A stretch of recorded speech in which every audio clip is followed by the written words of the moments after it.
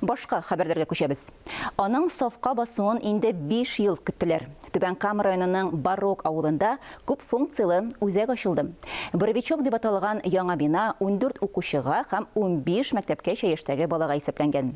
Балалар бакчага инде февральдән йөри, мәктәп үз эшен 1 сентябрьдән башлаячак.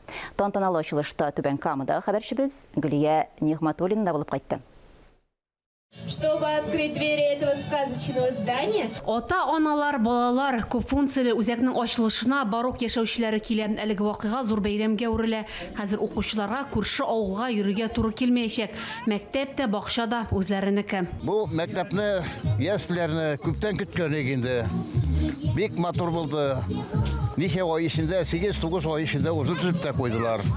Без монда бик шатбыз.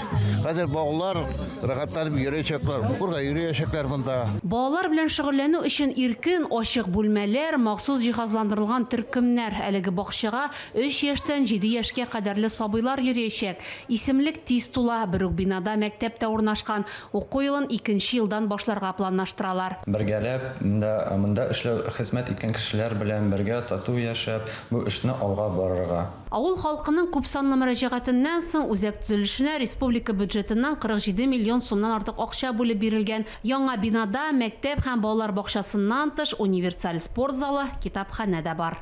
Гөлия Нигъматуллина, Фәхри Исламов, яңалыклар.